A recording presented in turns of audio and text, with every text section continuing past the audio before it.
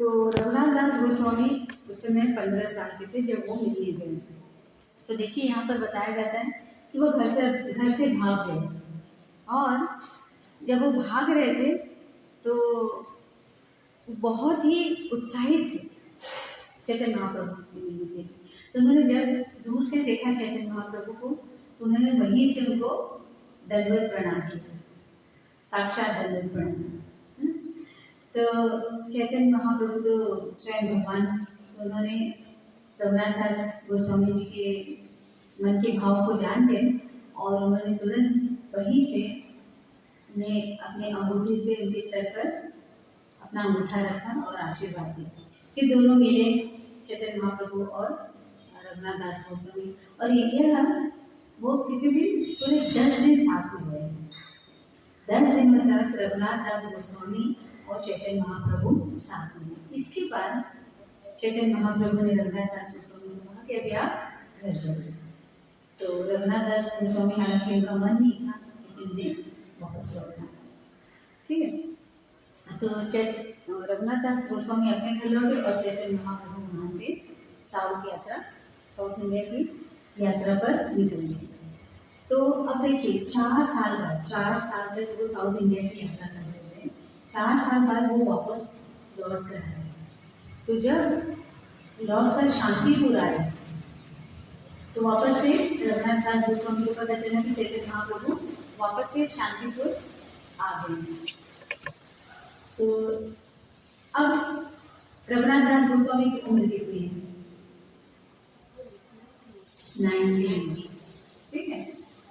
पहले 15 थे, 4 साल बाद 15 plus 4 19, so he is now 90 year old. तो उन्होंने कहा कि अब क्या था ना कि चैतन्य महाप्रभु से एक बार मिल चुके थे, तो बहुत ज्यादा उत्साहित थे कि अब चैतन्य महाप्रभु वापस से शांतिपुर आ रहे हैं, तो मुझे वापस से मिलना होगा। अब पता नहीं चैतन्य महाप्रभु और अभी क्या क्या मुझे उपदेश देंगे। उस उपदेश को सुनने के लिए वो बहुत ही ज्यादा उत्साहित थे। तो अब चैतन्य महाप्रभु ने उनको जो पिछली बार जो भी आदेश दिया था वो उसका फिलहाल 4 साल तक वो पालन कर रहे थे, और उस पालन करते हुए वो हमेशा चैतन्य महाप्रभु को याद करते थे, उनकी शिक्षाओं को याद करते थे, और उसी शिक्षाओं पर वो आगे बढ़ रहे थे। तो इस बार जब उन्होंने अपने पिता से कहा कि मुझे चैतन्य महाप्रभु से मिलने जाना है, तो उनके पिता को पता था कि लास्ट टाइम मना किया था, घर छोड़ के भाग गया, तो उन्होंने इस बार मना नहीं किया। उन्होंने कहा ठीक है जाओ, लेकिन उन्होंने टाइम पीरियड दिया, बोला कि इतना टाइम है, इतने दिनों में तुम वापस आ जाना। और साथ में उन्होंने कुछ गार्ड भी भेजा, अकेले नहीं जाने दिया, कुछ गार्ड को भी साथ में भेजा और बोला कि इतने दिनों के बाद चैतन्य महाप्रभु से मिलके तो चले आना। क्योंकि थोड़ा कॉन्फिडेंस उनको आ गया था कि पिछली बार ये गए तो वापस आ जाएंगे, अभी भी जाएंगे तो वापस आ जाएंगे, ऐसा उनको मन में था कि रह नहीं जाएंगे, ठीक है। तो देखिए इन 4 सालों में चैतन्य महाप्रभु ने क्या किया था कि साउथ इंडिया की यात्रा किए थे, फिर उसमें उन्होंने रूप गोस्वामी, सनातन गोस्वामी, इन सभी से वो मिले हुए थे। तो अब जब वो शांतिपुर आए तो शांतिपुर में वो अद्वैताचार्य के घर पर रुके हुए थे। तो यह खबर रघुनाथ दास गोस्वामी को मिली थी। तब वो वहाँ अपने घर से निकले गार्ड्स के साथ में, और पिता की आज्ञा लेकर और उनके इंस्ट्रक्शन को सुनकर वो निकली। अब उन्हें पता था कहाँ जाना है, शांतिपुर में अद्वैताचार्य के घर पर जाना है। तो वहाँ पर मिले, और चैतन्य महाप्रभु ने जब रघुनाथ दास गोस्वामी को देखा तो वो मुस्कुरा पड़े। तो मुस्कुराए कैसे, जैसे हम किसी को पहचानते तो दूर से देखते तो मुस्कुराते हैं ना, कि हम पहचानते नहीं, तो it shows that we know each other, है ना। तो चैतन्य महाप्रभु ने जैसे ही रघुनाथ दास गोस्वामी देखा तो मुस्कुरा पड़े, एक जैसे फ्रेंडली वे में है ना, मुस्कुरा। तो काफी दिन तक दोनों साथ में रहे। उसके बाद चैतन्य महाप्रभु जी के साथ और रघुनाथ दास गोस्वामी रहना चाहते थे, लेकिन चैतन्य महाप्रभु ने कहा कि नहीं, अभी तुम्हारा मेरे साथ रहना था, वैराग्य का भी टाइम नहीं आया। जब वैराग का टाइम आएगा तो कृष्ण स्वयं तुम्हें इंस्ट्रक्शन देंगे, अभी ये तुम्हारे वैराग का टाइम है, तुम वापस घर जाओ और संसारी लोगों की तरह जीवन व्यतीत करो, ठीक है। तो लेकिन एक बात और कहा, सांसारिक जीवन व्यतीत करो लेकिन सांसारिक मत बनो। देखो दो चीजें होती हैं, एक तो एक इंसान है वो सांसारिक जीवन व्यतीत करता है और सांसारिक बन जाता है। दूसरा व्यक्ति होता है सांसारिक जीवन व्यतीत करता है किसी मुश्किल की वजह से या किसी चीज की वजह से, लेकिन सांसारिक नहीं बनता है, मतलब उन चीजों में फंसता नहीं है। तो ठीक उसी तरह से रघुनाथ दास गोस्वामी को भी इंस्ट्रक्शन दिया चैतन्य महाप्रभु ने कि तुम सांसारिक मत बनना। अपने गाँव में देखा होगा स्त्रियां मटके में, पहले पुरानी टाइम, अब तो सब जगह नल, बहुत साल पहले की बात बोले, समझो कि 30 साल पहले की बात अगर करें हम, गाँव में तब नल वगैरह नहीं था, तो स्त्रियां क्या करते थे, कुएं से या नदी से पानी भर के ले आते थे। तो देखते थे एक मटके के ऊपर दूसरा मटका, दूसरे मटके के ऊपर तीसरा मटका और एक बाजू में एक मटका, लेकिन वो चलती थी। और सोचो कितना बैलेंस, अमेजिंग होता था वो बैलेंस, इतना अमेजिंग बैलेंस करके वो चलती थी कि मटका भी नहीं गिरता था, उस मटके से पानी भी थोड़ा भी नहीं गिरता। इतना वो 3-3, 4-4 मटके एक साथ वो लेके चलते थे। सोचो पावर। अभी हमें 10 लीटर का मटका दे दो तो बहुत मुश्किल है। मुझे याद है मेरे बचपन में हम पानी चला जाता था तो हमारे यहाँ पर कुआं था। हाँ, उस समय हमारा जहाँ सोसाइटी था ना उसके पास में ही कुआं था, तो बहुत पहले किसी ने बनाया होगा। तो कभी कभी ऐसा गर्मियों के दिनों में पूरा पानी म्यूनिसिपल का बंद हो जाता था, पीने का पानी की तरफ, तो हम लड़कियां जाके नीचे ले आते थे। तो मुझे याद है मैं भी 10 उस समय स्कूल डेज में 10 का एक इधर रखते थे, 5 का एक इधर, मैं उठा के ले आई। तो मुझे आइडिया है कि कैसे बैलेंस, तो हम तो पकड़ के रखते थे, बट रियली हैवी लगता है। तो वो मैं इमेजिन कर सकती हूँ कि ऐसे वो 3 मटके एक के ऊपर कैसे रखती है। हमने यूट्यूब में ऐसा देखा कैसे बैलेंस करती है 3 मटके ऐसे, गाँव का कभी दिखाते थे, अभी भी स्टिल ऐसे रख के ले आते। तो मेरा एक्सपीरियंस है, मैंने वो किया हुआ है, तो ऐसा उठाया है, ऐसे बहुत बार नहीं, 1-2 बार किया है। वो क्यों, एक फन लगता था, चल जाएंगे, जरूरत नहीं थी, नहीं जाएंगे, फ्रेंड लोग लड़के जा रहे हैं दूसरी, मैं भी चलती, मैं भी चलती। फिर हम लोग ऐसे टाइम पास होता है, जा रहे हैं मटका ले जा रहे हैं, बात कर, वो स्टील के मटके होते थे, स्टील का चलता था उसमें। तो आज से करीब 30 साल पहले की बात बता रही हूँ, तो 25 साल 26 साल पहले, तो ऐसा हम लेकर आते हैं। तो ये एग्जाम्पल दिया जा रहा है कि किस तरह से वो स्त्रियां अपना फोकस पा, देखो चल रही हैं, बातें भी कर रही हैं दूसरी स्त्रियों से, लेकिन फोकस कहाँ है, उनके मटके की तरफ है कि मटका गिर ना जाए, पानी गिर ना जाए। तो वो साथ में दूसरे वो अलग एक्टिविटी कर रही है, लेकिन फोकस कहाँ उनका मटके के ऊपर है। तो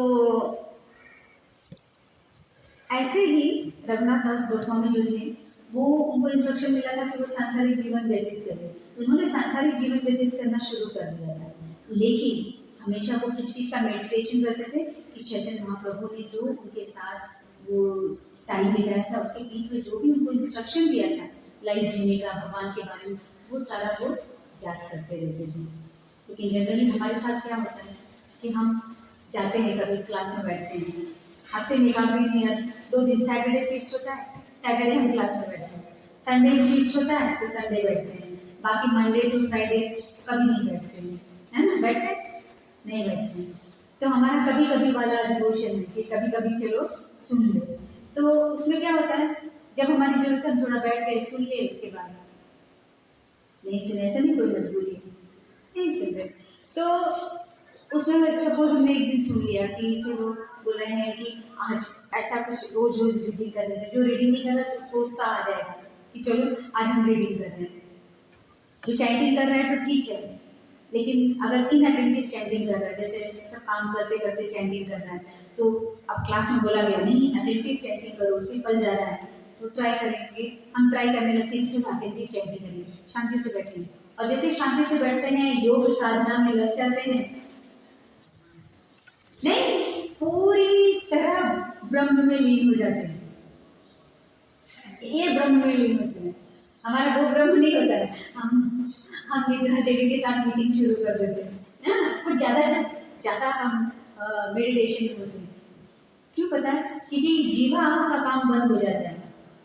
अगर हम बोल बोल के माला करेंगे ना, आंखें बंद भी रखेंगे और बोल बोल के माला करेंगे, तो कभी भी सोएंगे नहीं, नींद नहीं आएगी।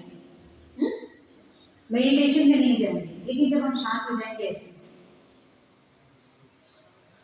स्पेशली जब वो ब्रह्म मुहूर्त का टाइम, मंगला के बाद का टाइम, और यहाँ प्रॉपर मस्त लाइट बंद करवा देते हैं प्रभु जी, अंधेरे में बैठ जाओ, तो उसमें सब सोने लगते हैं ऐसे, कोई ऐसे पड़ा रहेगा, कोई ऐसे पड़ा रहेगा, कोई ऐसे पड़ा रहेगा। जितने लोग बैठे रहेंगे ना, जो मुंह से आवाज करके नहीं कर रहे हैं, मैं तो सीसीटीवी में देखती हूँ जिससे नहीं आई रहती, हाँ किसी की गर्दन जैसे चिली हुई है, कोई मुंह खोल के रहे हैं, बोल बोल के, इसलिए महामंत्र जो है ना बोल बोल के, हरे कृष्णा कृष्णा कृष्णा हरे हरे, हरे राम राम राम हरे हरे।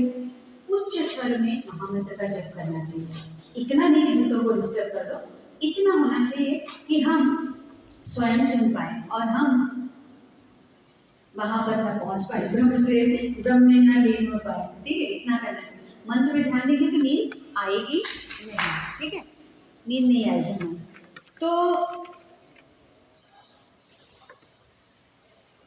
तो चैतन्य महाप्रभु के इंस्ट्रक्शन को फॉलो करते हुए रूप गोस्वामी जी अपना जीवन यापन कर रहे थे। यहाँ पर एक और एग्जाम्पल दिया जाता है, प्रभुपाद जी बताते हैं अपने लेक्चर में, जैसे कोई स्त्री है, विवाहित स्त्री, मैरिड वुमन है, लेकिन उसको क्या हुआ है ना, अपने पति में मन नहीं लग रहा, उसका एक और प्रेमी है आउटसाइड, किसी और को वो चाहती है अपने पति को छोड़ करके, तो क्या करेगी? अभी घर में वो हाइड करना है उसको, अपने अपने वो से रिलेशनशिप को, है एक्स्ट्रा मैरिटल अफेयर जिसको बोलते हैं, तो अपने पति से, अपने परिवार वालों से छुपाना है, तो क्या करेगी? बहुत अच्छे से सबकी सेवा करेगी, अच्छे से घर का काम करेगी, पति की बहुत अच्छे से सेवा करेगी, जिससे उसके घर वालों को, उसके पति को शक ना हो कि उसका किसी के साथ अफेयर चल रहा है। लेकिन क्या करेगी ये सब काम करते हुए? मेडिटेशन क्या करेगी? अपने उस प्रेमी का, कि मैं कैसे ये काम खत्म करूं और फटाफट एक बहाने से मैं उसको मिलने के लिए चली जाऊं। तो ठीक उसी तरह से प्रभुपाद जी बताना चाहते हैं कि हमें भी उस स्त्री का तरह हमें बिहेव करना चाहिए कि हमें अपने पति, अपने बच्चों, अपने परिवार का पूरी तरह से सेवा करनी चाहिए, ख्याल रखना चाहिए, उनका ध्यान रखना चाहिए, लेकिन मन से हमारा मन कहाँ केंद्रित होना चाहिए?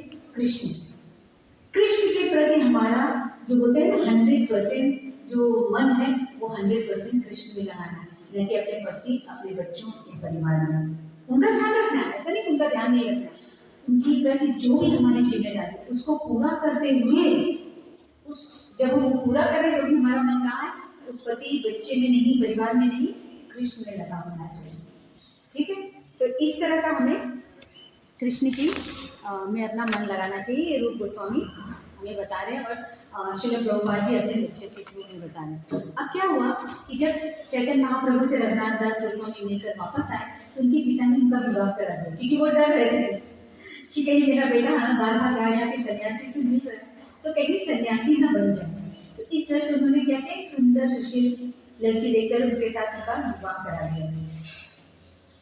अब रघुनाथ दास गोस्वामी को तो चैतन्य महाप्रभु की बात सुननी थी, तो उन्होंने क्या किया कि विवाह कर लिया और पत्नी के साथ एक ऑफलाइन लाइफ रहने लगे, जैसे एक गृहस्थ इंसान रहता है, लेकिन उनका मन हमेशा कहाँ रहता था? चैतन्य महाप्रभु के इंस्ट्रक्शन के पास।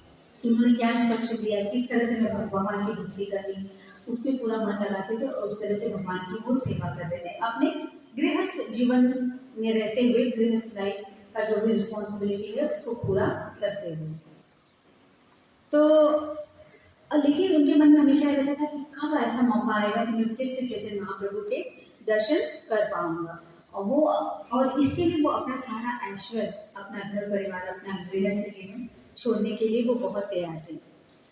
तो कभी कभी लोग जब भक्ति में आते हैं तो क्या करते हैं, वो फिजिकल अटैचमेंट छोड़ देते हैं। जैसे कि कोई व्यक्ति है, उसका अपना मस्त बिजनेस चल रहा है, बहुत अच्छा बिजनेस चल रहा है, लेकिन वो भक्ति में आता है, लेक्चर में सुनता है कि मैं ये सब चीज़ छोड़ देना चाहिए और हमें भक्ति करनी चाहिए, तो क्या करता है, चलो मैं बिजनेस नहीं करूँगा, मैं अपना बिजनेस अपने बेटे को दे देता हूँ, बेटा बिजनेस संभाले और मैं आ जाता हूँ। ऐसा करके वो आके माला करने लगता है, मंदिर के प्रोग्राम अटेंड करने लगता है, लेकिन मेंटली, फिजिकली उसे छोड़ दिया, लेकिन मेंटली उसका दिमाग रहता है, तो मंडी को सोचता है पता नहीं मेरा बेटा अच्छे से बिजनेस देख रहा है कि नहीं देख रहा है, उसने पता नहीं क्या किया होगा, मैं तो अभी जाता भी नहीं हूँ कंपनी में, तो पता नहीं सब कुछ अच्छे से चल रहा है कि नहीं, मतलब फिजिकली उसने छोड़ दिया है सारा बिजनेस अटैचमेंट, लेकिन मेंटली अटैचमेंट है। लेकिन देखिए यहाँ पर रघुनाथ गोस्वामी फिजिकली सब कुछ अटैच दिख रहे थे, गृहस्थ लाइफ में थे, ऑपुलेंट जीवन जी रहे थे, लेकिन मेंटली वो डिटैच थे, फिजिकली दिख रहे थे, और he was ready to even leave the physical attachment even. He was mentally detached, but he was same time he was ready for the physical detachment. तो जैसे अभी एक और एग्जांपल प्रभुपाद जी देते हैं कि जैसे कोई व्यक्ति नया नया भक्ति में जुड़ता है, ऐसे एग्जांपल देते हैं यहाँ पर, मैंने यही न्यायालय में रहकर कुछ पर्सनल एक्सपीरियंस गेन किया है। तो यहाँ पर प्रभुपाद जी बताते हैं कि कोई नई नया भक्ति में आता है और बहुत उत्साहित होता है, ऐसा लगता है कि बस उसकी लाइफ में तो बस इतना चेंज हो गया है कि दिन और रात का डिफरेंस आ गया है। मंदिर में आना है, सुबह मंगला, फिर आफ्टरनून में भी दर्शन करने के लिए दोपहर की आरती में, संध्या आरती, रात तक जब तक भगवान का पट बंद नहीं होगा तब तक सारा प्रोग्राम अटेंड करना, सब कुछ तुरंत अनियंत्रित छोड़ देना, सारा नियम का पालन करना शुरू। ऐसे कुछ भक्त आते हैं जिन्हें हमें ऐसे देखने को मिलते हैं, जो इतना फटाफट भक्ति को, दूसरे लोग जो 10 साल से लगे हुए उसको ऐसे देखेंगे, तो बहुत फास्ट प्रगति कर रहे हैं, हमारा तो 10 साल निकल गया, अभी भी वही अटकी है। 16 माला मतलब 16 माला बड़ी मुश्किल से मतलब कि कर लेती है, पूरी हो जाती है, उससे 1-2 माला आगे करने के लिए सोचना पड़ता है, और उस 10-16 माला की कंडीशन भी इतनी भयानक है कह नहीं सकते, अटेंटिव नहीं होती, इनअटेंटिव कर लेते, करना तो 16 माला करनी है, प्रभुपाद जी ने बोला ना, इसलिए कर लेती है। चलो थैंक यू प्रभुपाद जी, आपकी 16 माला तो हो गई, उसके बाद ये जब माला बना देते हो गया तो कल मिलेंगे, सी यू टुमारो, आज हम तक मिलना, और फिर हम उसको फिर देखना नहीं चाहते। तो कुछ सेवा मिली है, वो सेवा भी लगता है कि आधा घंटा हो गया खत्म नहीं हुआ, कैसे भी खत्म करो, 1 घंटा, आज तो 1 घंटा हो गया, तो सेवा भी कैसे भी ऐसा लगता है कि हमारे ऊपर किसी ने सेवा नहीं, सेवा का बोझ डाल दिया। जैसे घर में है तो रिस्पॉन्सिबिलिटी है, बच्चों को देखना है, पति को देखना है, कभी तो गुस्सा क्या रोज रोज वही कुकिंग करना, वही करना, काम करना, मैं तो थक जाती हूँ। सैटरडे आराम, चलो सैटरडे इवनिंग में प्रसाद मिल जाता है, संडे आफ्टरनून का प्रसाद मिल, 2 दिन थोड़ा आराम मिल जाए, बीच में हम देखते हैं कौन से मंदिर में प्रसाद है, चलो उस दिन भी छुट्टी, चलो चलो चलते हैं प्रोग्राम में, चलो आज भी चलते हैं, बता देंगे प्रभु जी जल्दी आ जाना, प्रोग्राम में जाना, उधर प्रसाद है। सबसे अच्छा होता है नवरात्रि का टाइम है, 9 दिन है ना, एकदम जिंगा लाला होता है, मस्त मजा, कुछ नहीं करना है, जाना है ना, सच बच के जाना है, एकदम सच बच के जाना है, डांडिया खेलना है ना, एकदम फन, एकदम मजेदार, और फिर क्या करना है, बस प्रसाद खाना, 9 दिन एकदम मजेदार। फिर 9 दिन के बाद वापस से क्या होता है, रात को दिन शुरू हो जाता है, फिर सैटरडे का याद इंतजार करते, सैटरडे आगे तक मिलेगा, फिर यहाँ नहीं है, चलो फिर और कौन से मंदिर में हो रहा है प्रोग्राम, कहाँ प्रसाद है, प्रसाद होना चाहिए तो जाएंगे, तो हम मंदिर ढूंढने लगते हैं।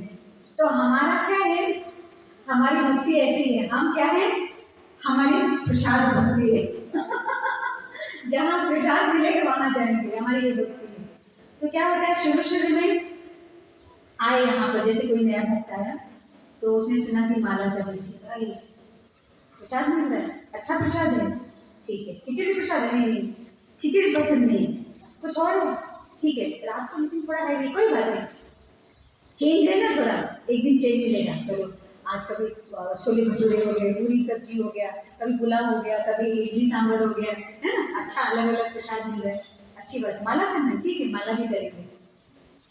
कुछ दिन के बाद लगता है यहाँ प्रसाद तो मजा नहीं आ रहा, ये लोग लेते लिए 3-4 महीने फॉलो करते हैं, दूसरे वाले मंदिर में क्या कुछ नया, मैंने दूसरे से बात करेंगे, कुछ बन रहा है, वहाँ पर तो कुछ अलग है, स्वीट भी है, और कुछ वहां पर ऐसे सुनाते हैं, ऐसा बोलते हैं ये मत करो, कुछ नहीं, वहां पे कुछ नहीं होता है। वहां आराम से आप बैठो, गप्पा मारो, एक दूसरे से बातें करो, प्रसाद के टाइम पे चलो प्रसाद खा लेते, कुछ नहीं करना है वहां पे, ज्यादा झंझट नहीं, चलते हैं। फिर क्या होता है, भक्ति का रिवर्स गियर होता है। माला शुरू किया, भगवान का नाम लेना शुरू किया, कथा सुनना शुरू किया, फिर सडनली रिवर्स गियर लगता है। क्यों? क्योंकि 100% हमने सरेंडर नहीं किया, दिल से भगवान का एक्सेप्ट नहीं किया। हम लोग भजनानंदी नहीं बन रहे थे, हम लोग प्रसादानंदी बन रहे थे। प्रसाद में रुचि थी, प्रसाद में रुचि प्रभा जी कहते हैं एक someone is taking interest in Prasad is very good, अच्छा है। प्रसाद, कौन सा प्रसाद? आजकल हम सबको प्रसाद देते हैं, किसी मंदिर में प्रोग्राम है वहां प्रसाद मिला, लेकिन सब प्रसाद नहीं होता है। देवी को जो भोग लगता है वो प्रसाद नहीं होता है, देवताओं को जो भोग लगता है वो प्रसाद नहीं होता है। जो कृष्ण को भोग लगता है ना, दैट इज कॉल्ड प्रसाद। लेकिन अगर कोई कृष्ण को भोग लगा करके देवी देवताओं को भोग लगाता है, उसको प्रसाद कह सकते हैं, दैट इज प्रसाद। तो हर चीज प्रसाद दे देंगे, ठीक है। तो जब तक हम प्रसाद में रुचि नहीं रखेंगे, हाँ, कृष्ण प्रसाद में रुचि रखेंगे तो ही धीरे धीरे कृष्ण भक्त हमारा मन लगेगा। लेकिन सिर्फ प्रसाद ही होल एंड सोल का वो बनाएंगे तो नहीं चलने वाला, ठीक। थोड़ा सा भजन भक्ति के बारे में भी सोचना पड़ेगा, ठीक है। तो ये रिवर्स गियर हमारी जीवन में आने की वजह से क्या होता है, हमें फिर से हम भौतिक अटैचमेंट में चले जाते हैं, भौतिक जीवन में भौतिकतावाद में चले जाते हैं, फिर से वही अपना पुराना जीवन में, पुराने ढर्रे पे हम अपना जीवन जीने लगते हैं और भगवान का नाम निशान हमारे जीवन से मिट जाता है, ठीक है। तो रघुनाथ दास गोस्वामी बेसिकली क्या चाहते थे, एक सिंपल लाइफ चाहते थे। वो चाहते थे कि वो एक सिंपल लाइफ सिंपल जीवन व्यतीत करें, जिस तरह से चैतन्य महाप्रभु का इंस्ट्रक्शन है, मतलब एक सिंपल लिविंग हाई थिंकिंग चाहते थे। अभी हमारा जीवन कैसा है, सिंपल लिविंग है, नॉट रियलिटी। हमारा लिविंग हम क्या चाहते हैं, अपने जीवन में क्या चाहते हैं, हाई लिविंग चाहते हैं ना, कंफर्ट चाहते हैं कि नहीं?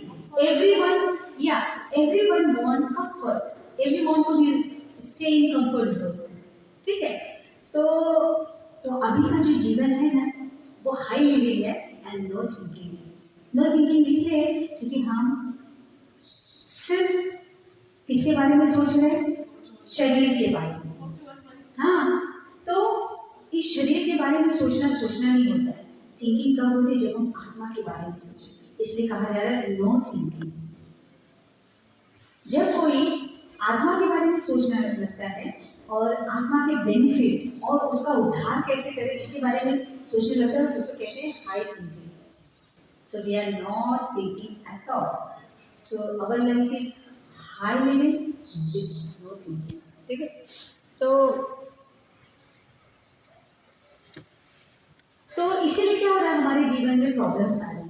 तो हमें इन गोस्वामियों की लाइफ से ये सीखना चाहिए कि हमारा जीवन सरल होना चाहिए। सरल मतलब बहुत शौक नहीं है, हमें खाने को मिल गया, हमें थोड़े कपड़े ठीक ठाक मिल गए, और भगवान की सेवा और भगवान के भजन में हमें ज़्यादा से ज़्यादा वक्त बिताना है, ना कि अपने खुद की बॉडी को मेंटेन करने के लिए समय बिताना है, ठीक है। तो रघुनाथ दास गोस्वामी अपने इस जीवन से परेशान, कौन सा जो उनका अभी मटीरियल जीवन चल रहा था, वो चाहते थे कि चैतन्य माँ से कब मैं मिल पाऊँ और कब मैं उनकी सेवा कर पाऊँ। तो रघुनाथ दास गोस्वामी का जो वर्ल्डली लाइफ था ना, वो सिर्फ 2 साल था, सिर्फ 2 साल।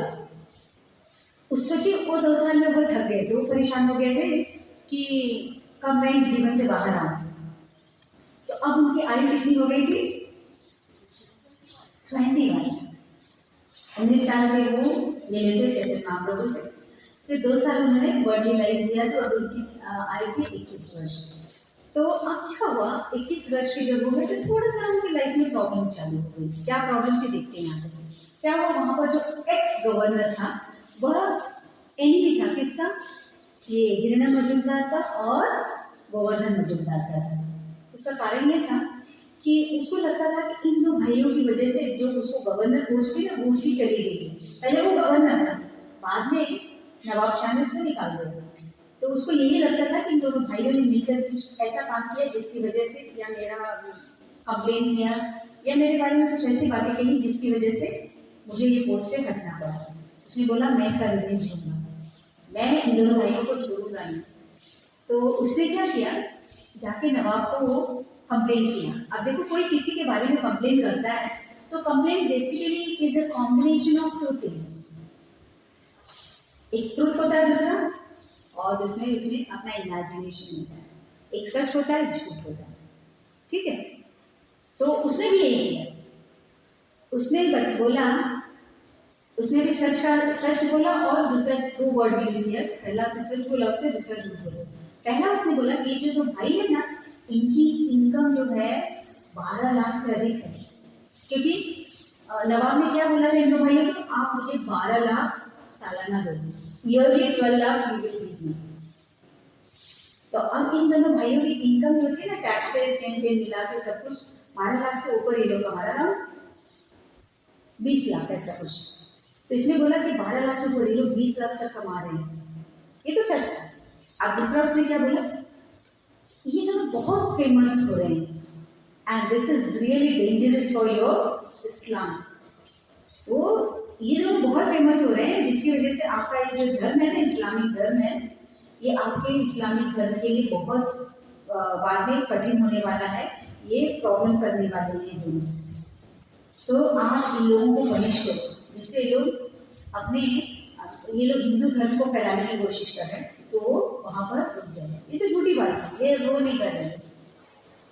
तो जब नवाब ने ये सुना तो उसे बड़ा गुस्सा आया, उसने सैनिकों को भेजा, जाओ इन दोनों भाइयों को पकड़ के ले आओ। तो क्या हुआ था कि उस समय एक्चुअली क्या हुआ, गोवर्धन मजूमदार जो थे ना वो किसी कारणवश यात्रा पे गए हुए थे, तो अब बचा कौन, हिरण्य मजूमदार और रघुनाथ दास। तो ये दोनों जब बचे हुए थे, तो जैसे हिरण्य मजूमदार को पता चला कि सैनिक आ रहे हैं हमको पकड़ने के लिए, तो उन्होंने क्या किया, तुरंत रघुनाथ दास गोस्वामी को कहा तुम भी यहाँ से भाग जाओ, मैं तो भाग जा रहा हूँ, तुम भी यहाँ से भाग जाओ क्योंकि सैनिक आ रहे हमें पकड़ने के लिए। ऐसा कहकर हिरण्य मजूमदार वहां से चले गए। लेकिन जो रघुनाथ दास गोस्वामी थे उन्हें भगवान पर अटूट विश्वास था। राखी कृष्णा मारे थे, मारे कृष्णा राखी थी।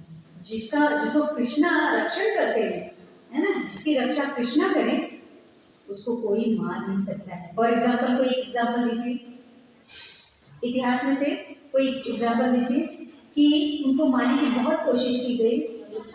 प्रहलाद महाराज, मीराबाई, वेरी गुड। तो इन दोनों को मारने के लिए कितनी कोशिश की, प्रहलाद को उनके पिता ही मारने के लिए तैयार थे और मीराबाई उनके हस्बैंड। लेकिन वही ना, राखी कृष्णा मारे भी, कृष्णा ने उन दोनों की रक्षा की, मारे कृष्णा राखी की। अगर कृष्ण मारने पे आ जाए तो कोई उन्हें बचा नहीं सकता। इसका एग्जाम्पल दीजिए, हाँ, कंस और रावण, बहुत सारे एग्जाम्पल है। तो इनको मारने का कोई नहीं बचा सकता। रावण तो बहुत बड़ा भक्त किसका था, शिव जी का, शिव जी बचा पाए, नहीं बचा पाए। कंस देवी का बड़ा भक्त था, देवी माता का बच्चा था, वो तो खुद आके बोलेगी तुझे मारने वाला पैदा हो गया, वो खुद आके इन्फॉर्म कर देगी, तो कोई नहीं बचा सकता है। तो जब तो इस विश्वास के साथ रघुनाथ दास गोस्वामी कहीं भागे नहीं, घर पे हुए। तो जब घर पर थे वो, तो सैनिक आ गए। उसी समय सैनिक आए तो क्योंकि अभी तो जो रघुनाथ दास गोस्वामी के बच्चे नहीं थे, 21 साल के जवान थे, तो सैनिकों ने इनको पकड़ लिया और राजा के पास ले गए।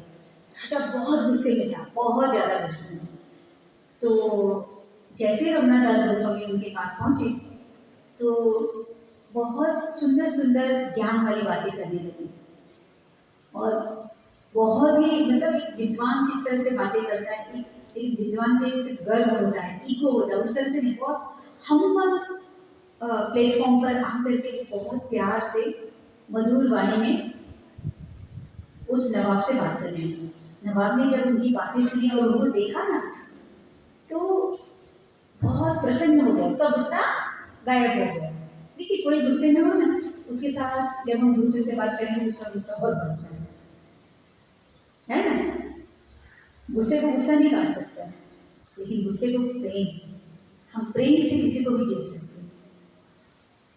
तो उन्होंने प्रेम से, प्रेम पूर्वक बहुत अच्छे से बात किया। तो जब नवाब ने सुना तो बड़ा ही खुश हुआ। उसने देखा कि यह रघुनाथ दास गोस्वामी बहुत काइंड हार्टेड है, ऐसा नवाब ने सोचा कि बहुत काइंड हार्टेड है और बहुत प्यारा है और ये मेरे बच्चे के समान है, क्योंकि उनका जो एज था 21 है वो नवाब के बेटे के जितना ही था। तो ऐसा नहीं कि नवाब ने बहुत खुश हुआ, बोला ठीक है जो गलती हुआ सब माफ कर दे, ऐसा नहीं, उसने ऐसा नहीं किया। लेकिन जो वो बहुत गुस्से में था ना, वो उसका गुस्सा शांत हो गया, वो बहुत फेवरेबल हो गया। तो रघुनाथ गोस्वामी ने भी क्या किया कि उनके पिता के द्वारा जो भी गलतियां हुई थी, जो भी नवाब का लॉस हुआ था, वो सिर्फ उन्होंने सेटलमेंट किया और जो भी घाटा किया था उनके पिता और अंकल ने, उसको उन्होंने पूरा किया। रघुनाथ दास गोस्वामी ने सारा पेमेंट कर दिया किसको, नवाब हुसैन को। तो अब देखिए ये सब पूरा करके वो वापस आ गया। तो चैतन्य महाप्रभु से 2 बार रघुनाथ दास गोस्वामी मिले थे। कितनी बार? पहली बार कब मिले थे, कितने साल के थे वो? 15 साल के थे। दूसरी बार मिले तो कितने साल के थे? 19 साल के। दोनों बार मिले, लेकिन दोनों बार चैतन्य महाप्रभु ने क्या कहा, आप घर वापस जाइए, अभी संन्यास का टाइम नहीं आया, मतलब अभी मेरे साथ रहने का टाइम नहीं आया है। बेसिकली चैतन्य महाप्रभु ये बताना चाहते थे कि अभी तक आपके जीवन में गुरु नहीं आए हैं, पहले गुरु का संग करिए, गुरु के द्वारा ही। तो गुरु कौन उस समय थे? नित्यानंद महाप्रभु। तो बताना चाहते थे पहले नित्यानंद प्रभु का संग करिए, उसके बाद ही मैं तुम्हें मिलूंगा। तो अगर चैतन्य महाप्रभु को अप्रोच करना चाहता है तो सबसे पहले किसको अप्रोच करना पड़ेगा? नित्यानंद महाप्रभु। तो अभी क्या हुआ कि थोड़े समय के बाद पानी हाटी, शांतिपुर से पास में ही है, सब ग्राम के पास में पानी हाटी है।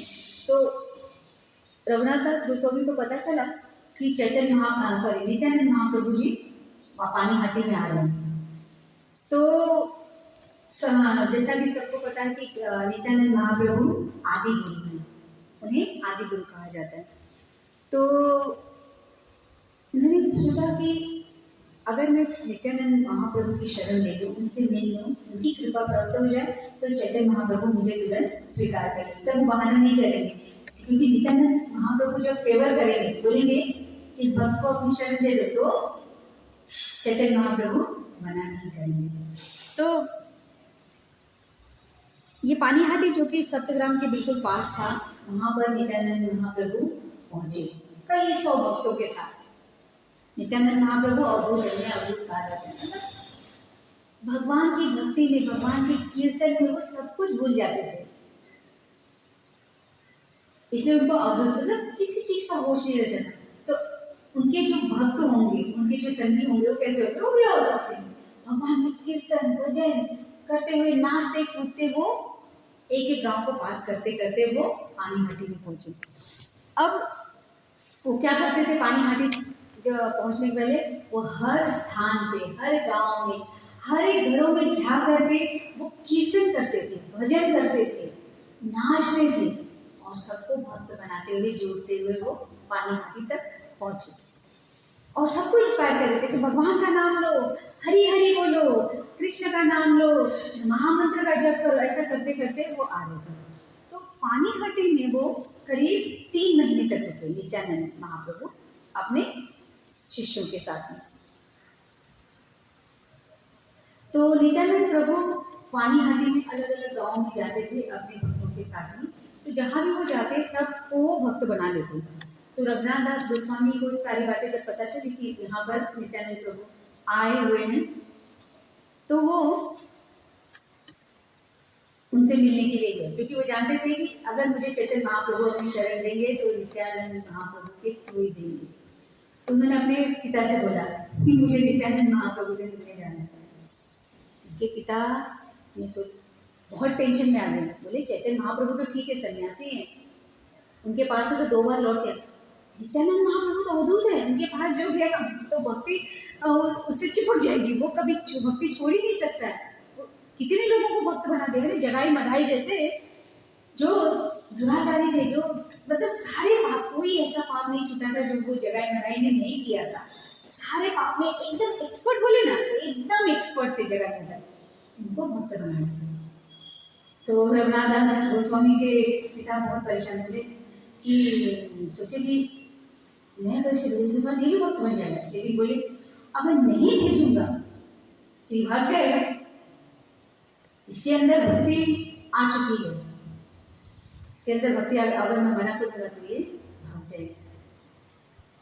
तो लेकिन बोले इसका विवाह कर दिया हो ना, ये भी संसार में है तो शायद ये नहीं भागे। तो उन्होंने बोला चलो जो भी होगा देखा जाए।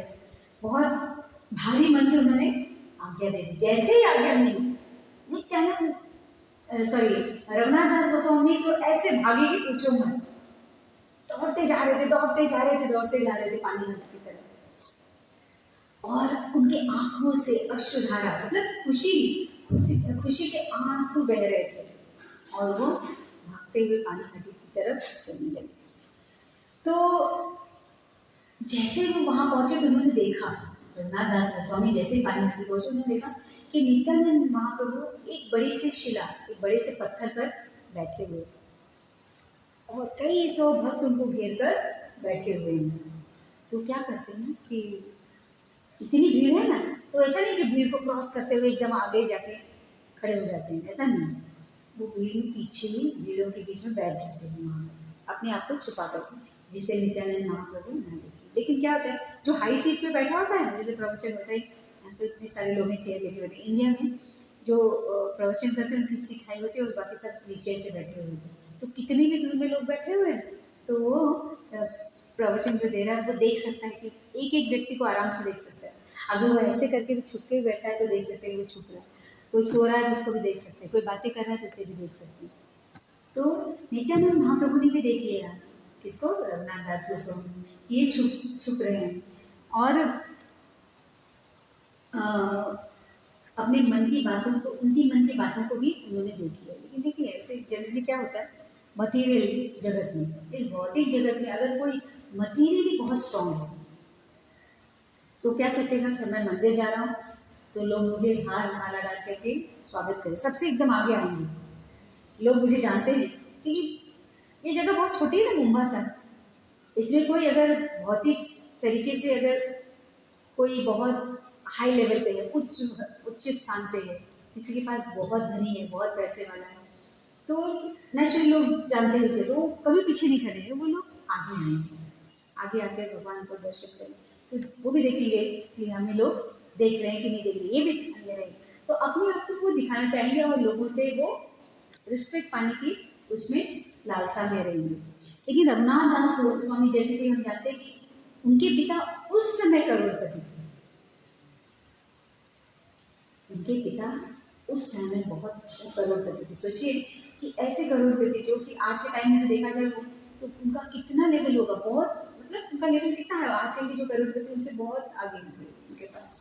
तो नित्यानंद महाप्रभु को वो देख रहे थे रघुनाथ दास गोस्वामी छुप के, और ये चीज नित्यानंद महाप्रभु देख रहे थे कि रघुनाथ दास गोस्वामी मुझे छुप के देख रहे हैं, और लेकिन वो ये भी जान रहे थे कि कितने हम्बल है, कितने मतलब स्वभाव से वो कितने विनम्र हैं कि वो आगे नहीं आ रहे हैं, मुझे देख रहे हैं सब कुछ, लेकिन वो आगे नहीं आ रहे हैं मुझसे मिलने के लिए। तो नित्यानंद महाप्रभु ने मजाक किया, वो जोर से बोले रघुनाथ दास तुम चोर हो, क्योंकि छुप के बैठ रहे थे ना, तो जोर से बोले कि रघुनाथ दास तुम चोर हो, यहाँ आओ, मैं तुम्हें पनिशमेंट दूंगा, मैं तुम्हें सजा दूंगा, आप सब मिलके देखेंगे। तो रघुनाथ दास जी पकड़े गए, तो वो चल करके नित्यानंद महाप्रभु के पास आए। जैसे वो पास आए, नित्यानंद प्रभु ने उनका हाथ पकड़ के उनको खींच के बिठा दिया और तुरंत अपने चरण को उनकी सिर पर रख दिया। जब सबने देखा, सारे भक्तों ने देखा ये नित्यानंद महाप्रभु तो बोले मैं पनिशमेंट दूंगा, और ये क्या कर, ये तो आशीर्वाद दे रहे, और सब हंसने लगे क्योंकि देखिए नित्यानंद महाप्रभु बोले सजा दूंगा सजा दूंगा, और ये तो आशीर्वाद दे रहे, अपना प्रेम प्रदान कर रहे। तो नित्यानंद महाप्रभु ने दो प्रकार की सजा दी। पहला तो एक्चुअली ये सजा नहीं थी, अपने चरण तो उनके सर पे रखा, और दूसरा क्या किया, उन्होंने कहा कि रघुनाथ दास तुम्हें अभी एक कार्य करना है, सबको एक बड़ा फीस्ट कराना है, मतलब एक ऐसे उत्सव का आयोजन करना है जिसमें सारे भक्तों को दही चूड़ा खिलाओ। दही चूड़ा क्या होता है कि जो चूड़ा होता है चिप्ड राइस, उसको योगर्ट में भिगोते हैं, उसमें गुड़ डालेंगे, केला डालते हैं उसके अंदर, केला और गुड़ डाल के उसको बनाते हैं, तो उसको बोलते हैं दही चूड़ा। आज तुम सबको फीस्ट कराओगे, तो अगर किसी को ऐसा प्रोग्राम हो रहा है बड़ा भरा हुआ लोग, और यहाँ प्रभु जी क्लास दे रहे हो, किसी बुलाए कि तुम आज सबको फीस्टिंग कराओ, जितने लोग आए हैं सबका प्रसाद आपकी तरफ से, तो देखा एक हो सबका, चलो अच्छा यहाँ पे कम है, लेकिन अगर ये इंडिया में हो तो वहाँ 2-3 हज़ार लोग बैठे, 2-3 हज़ार का प्रसाद कराना हो तो कितने हज़ारों पैसे देने पड़ेंगे ना, कितने रुपए देने पड़ेंगे। सामने वाला सोचेंगे कहाँ से मुझे पकड़ लिया, तो कितना पैसा खर्चा होगा, कितना अरेंजमेंट करना पड़ेगा, मैं फालतू में आया क्लास में, आज मेरे आज इतने पैसे खर्चे हो जाएंगे, ऐसा सोचे। लेकिन रघुनाथ दास को सुन बहुत खुश थे, उन्होंने ये बिल्कुल नहीं सोचा कि मुझे अभी मैं इतना अरेंजमेंट कहाँ से करूँ, इतने सारे लोग हैं, और ये बोल रहे हैं कि ये लोग नहीं, इतने सारे जितने गांव के लोग हैं ना, जितने लोग आते रहेंगे सबको खिलाना है, इतना मैं अरेंजमेंट कहाँ से करूँ, बर्तन कहाँ से लाऊं, इतना चूड़ा कहाँ से लाऊं, दही कहाँ से लाऊं, दूध कहाँ से लाऊं, केला कहाँ से लाऊं, और ये सब कार्य मैं कैसे कर पाऊँ। उन्होंने कुछ नहीं सोचा, वो बहुत खुश थे कि नित्यानंद महाप्रभु ने पहली बार मुझसे मिले और मुझे इतनी बड़ी सेवा दे दी। He was so happy, he was so happy। तो फटाफट कुछ ही देर में सब कुछ अरेंजमेंट हो गया, दूध आ गया, दही आ गया, चूड़ा आ गया, केला, सब कुछ वो जगह सारे सामान से भर गया। अब क्या था, जो वहाँ कुछ लोग बैठे थे ना, कुछ 100 लोग, उतने ही लोग नहीं जमा हुए, आसपास के गांव वाले लोग अरे दही चूड़ा का फीस्ट हो रहा है, जैसे देखा ना कि हम सुनते हैं कहीं मंदिर में कुछ प्रोग्राम चल रहा है तो सब जाते हैं ना, ऐसे सब जब लोगों ने सुना अरे यहाँ तो फीस्टिंग चल रही, दही चूड़ा मिल रहा है, गाँव के गाँव भर के आने लगे, जितने गोस्वामी थे सब आ गए, जितने मंदिर के पुजारी थे सब आ गए, जो तीर्थ यात्री आसपास में थे लोग सबके सब आ गए, आसपास के गांव वाले भर गए, मतलब सब ग्राम के जितने लोग थे सब एक एक करके आने लगे। अब क्या था कि जैसे जैसे लोग आ रहे थे, ऐसा नहीं कि अब रघुनाथ दास गोस्वामी को हार्ट अटैक आने लगा, अब क्या करूँ, यहाँ तो इतने लोगों को खिलाना, तो भर भर के लोग आते जा रहे, अब मैं क्या करूँ, ऐसा नहीं। वो बहुत अमीर थे, तो वो खुशी से सबको स्वागत कर रहे थे, और क्या कर रहे थे, एक एक गांव खरीदते जा रहे थे। मतलब एक एक गांव खरीदने का मतलब उस गांव में जितना दूध था, जितना दही था, जितना चूड़ा था, जितना केला था, सब खरीदते जा रहे थे। जैसे जैसे लोग बढ़ते जा रहे थे उतना उतना वो खरीदते जा रहे थे। 400 मिट्टी का पॉट, हांडे में वो चूड़ा, वो चिप राइस को भिगो के रखा गया था।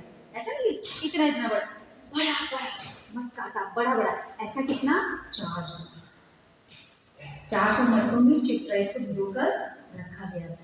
और क्या किया जा रहा था, 2 छोटी छोटी हांडियां बनाई गई थी हर एक भक्त के लिए। एक हांडी में चूड़ा और दूध डाला जा रहा था, दूसरे हांडी में चूड़ा और दही चूड़ा डाला, 2 टाइप का बनाया जा रहा था दूध, और दोनों हांडियां एक एक भक्त को दी जाए। तो सोचिए कितना दिया जा रहा है। और जो भी ये पाता था वह जोर जोर से उद्घोष करता था, हरि हरि हरि हरि हरि हरि, बहुत खुश, बहुत प्रसन्न होकर करके सब हरि हरि का वहां पर उद्घोष हो रहा था। तो टाइम हो गया है, तो यहीं पर समाप्त कर दे। तो दही चूड़ा का सब प्रसाद पा रहे थे और भगवान के नाम का उद्घोष कर रहे थे और हरे कृष्णा महामंत्र का जप कर रहे थे और प्रसाद को पानी। हरे कृष्णा कृष्णा कृष्णा हरे हरे, हरे राम राम राम हरे हरे। तो इससे हमें क्या सीख मिलती है? जब हम प्रसाद हॉल में प्रसाद पाते हैं ना, तो चुपचाप प्रसाद नहीं खा लेना चाहिए, भगवान को याद करना चाहिए, महाप्रसादे गोविंदे बोलना चाहिए उच्च स्वर में। नहीं आता है तो उसको याद करें, जब बैठते हैं महाप्रसादे गोविंदे जोर जोर से बोलना चाहिए। ठीक है, सभी लोग याद कर लीजिए महाप्रसादे गोविंदे। नहीं याद है किसी को तो प्रसाद हॉल में इंग्लिश में भी लिखा है, हिंदी में भी 2 पेपर चिपकाए गए, फोटो खींच लो और याद कर लो। तो प्रसाद पाते समय हमेशा प्रसाद पाने के पहले महाप्रसादे गोविंदे बोलना चाहिए, और प्रसाद पाने के बाद उन्हें को याद करना चाहिए। ठीक है, हरे कृष्ण। किसी का कोई प्रश्न है? रघुनाथ दास गोस्वामी की, श्रील प्रभुपाद की।